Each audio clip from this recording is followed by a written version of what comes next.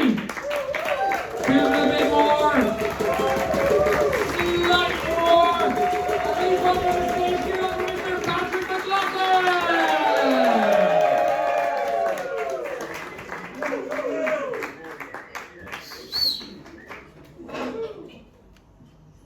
Thank you very much.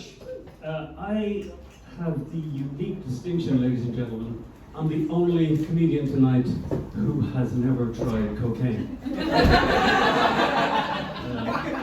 But I am the 10th comedian up here on stage, and while I've been waiting, I actually had a mini stroke. And I'm now going to conduct the remainder of my set as if I am addicted to cocaine.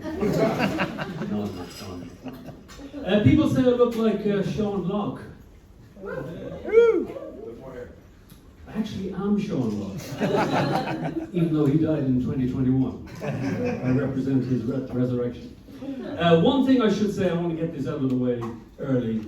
As you know, this is a competition. I'm going to win. I'm going to win tonight, and I'm going to win next Tuesday as well. And the reason I can say that with such conviction is that I'm not available to take up my winning prize, tickets to the Oasis show, and you're going to vote for me out of spite.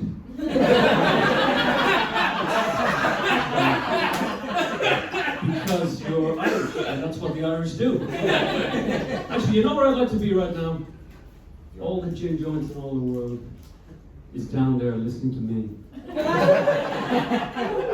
Really, it's an existential crisis I have every time I step up on stage. I can't enjoy myself. I'm jealous of you over me, even though I am me. So it's a weird situation to be in. A lot of you don't know me, but one critic said of me, listening to Patrick Stephen McLaughlin with his high cheekbones and his low musical voice, it's like taking a warm bath with the uneasy feeling that he's nearby.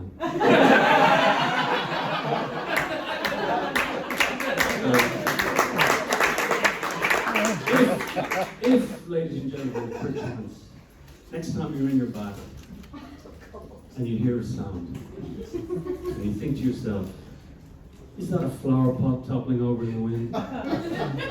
Or is that Patrick Stephen McLaughlin rummaging about in my home? Dare I say it adds to a certain sexual frisson? Only to Sean. And he's married. I don't know where I'm going with that one. Yes, ladies and gentlemen, I'm from Phibsborough, the Vegas of the North Side. Is it just me, ladies and gentlemen, or everyone on the South Side has a head like a boiled ham? And a face like a bag of walnuts? Anyone in from the South Side? You. Great place, I was just telling this lot. We're on side. But, ladies and gentlemen, you've seen here tonight, and I don't mean to suggest that I'm better than anyone else, although that's debatable. But you've seen here tonight that a lot of comedians, they trade in self-deprecating humor. And that's understandable because there's more humor to be had in losing your job or your girlfriend or whatever it might be.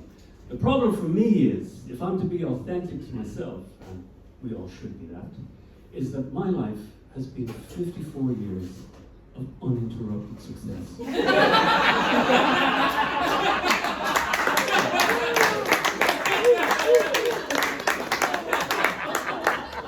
No, seriously, I was at the doctor recently, and he ran a battery of tests. He said, there's nothing wrong with you, but I have one question for you.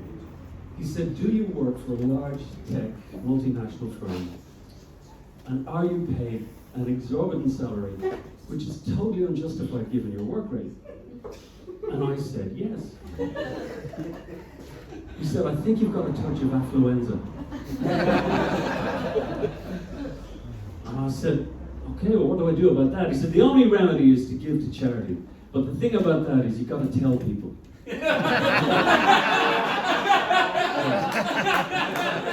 Difficult situation. Actually, that's then, this is now actually been made redundant. Made redundant recently. Well, you say, I actually went through the 5 stages of grief, but in reverse. I hit acceptance, and I never moved from there.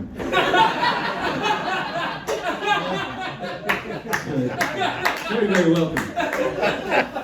But it allows me now to indulge in my favorite pursuit, which is to wake up naturally. And the great benefit to waking up naturally is I don't get to see my children until they come home from school. So I'd recommend it. But I started in comedy, ladies and gentlemen, a while back for 2 reasons. Number one, I no longer have to masquerade my monologues as conversation.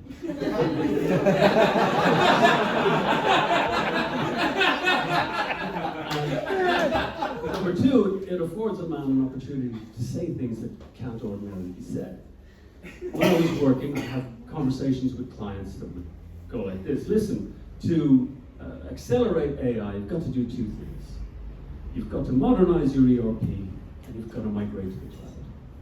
But here, beside St. Patrick's Cathedral, after dark, I can say things like, the Chinese are sneaky. I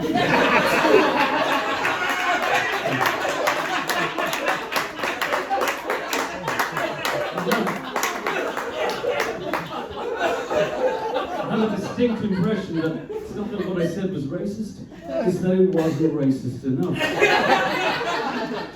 How am I doing for time? Oh, I'm almost out. But talking about the far right, ladies and gentlemen, they're an emerging force. They're an emerging force in Ireland, and their slogan, their catchphrase is "Ireland is full." Ireland is full. But I've been to some comedy clubs lately, and Ireland is not full. There's plenty of space for both far right and immigrants. Any far right in tonight?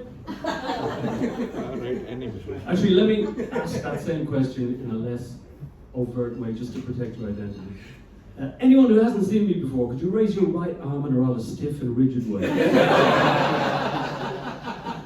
Just one gullible Oh, that's it. That's my time, ladies and gentlemen.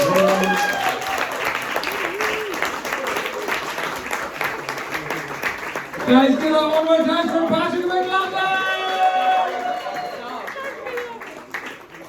Okay, we have our final competitive act of the night. Mixed reactions, yeah. Some we're approaching the end. Some yay, because we still have another fabulous comedian to go. So we're going to have our final competitive comedian of the night.